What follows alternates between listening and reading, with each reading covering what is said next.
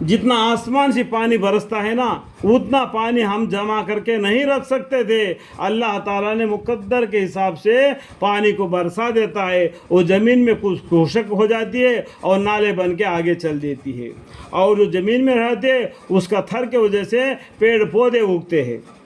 اور ہم اس چیز کو ایک معیار مقدر سے اتارتے رہتے ہیں. وما ننزلہ الا بقدر معلوم. اور ہم ہی ہواؤں کو بھیجتے رہتے ہیں جو کہ بادلوں کو پانی سے بھر دیتی ہے. پھر ہم ہی آسمان سے پانی برساتے ہیں اور وہاں پانی تم کو پینے کو دیتے ہیں اور تم اتنا پانی جمع کر کے نہ رکھ سکتے تھے. دیکھو یہ سب کچھ کرنے والا کون ہے؟ اللہ ہے. ٹرینٹی میں مت جاؤ ہمارا وہ معبود نے کیا، ہمارا یہ پیر نے کیا، ہمارے اس نے کیا، اس نے کیا. ایک کچھ نہیں، ایک کچھ سب کچھ کرنے والا ذات کون ہے؟ اللہ ہے. ایک اللہ ہے، وحدہ لا شریک ہے. اور ہم ہی زندہ کرتے ہیں اور مارتے ہیں. زندہ اور رہنا اللہ کے حکم سے ہوتا ہے. جس کو زندہ رکھنا ہے رکھتے ہیں، جس کو مارنا ہے مارتے ہیں. سب کو تو اللہ کے مرضی سے ہوتا ہے. اور ہم ہی باقی رہ جائیں گے. دیکھو سبھی دنیا فانی ہو جائے گی. کل من علیہا فانی ویبقی وجہ ربک ذو الجلال والاکرام. اللہ ہی باقی رہ جائیں گے، سب فنا ہو جائیں گے. اور ہم ہی زندہ کرتے ہیں اور مارتے ہیں اور ہم ہی باقی رہ جائیں گے.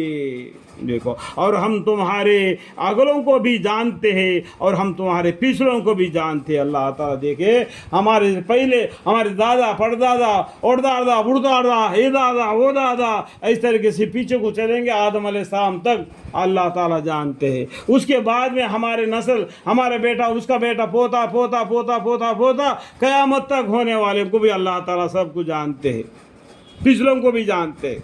اتنا علم والے اللہ تعالیٰ. وَلَقَدْ عَلِمْنَا الْمُسْتَقْدِمِينَ مِنْكُمْ وَلَقَدْ عَلِمْنَا الْمُسْتَأْخِرِينَ.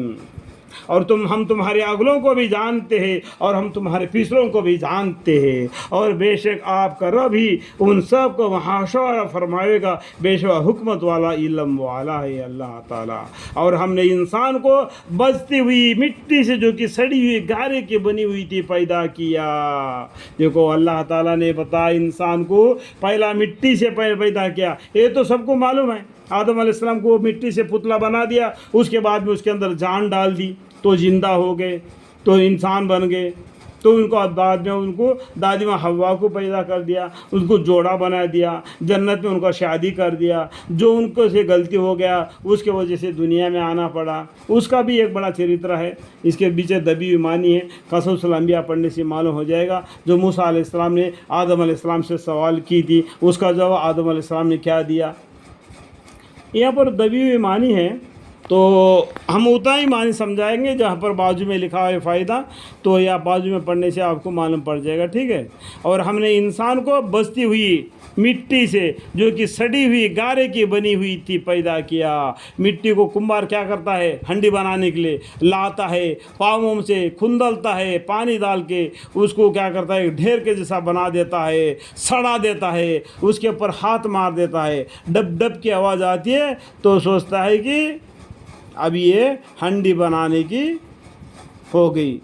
خلق الانسان من صلصال کالفخار وخلق الجنہ من مارج من نار. سورہ رحمان میں بھی اس طریقے سے ہم آیت اللہ تعالیٰ نے بتائی.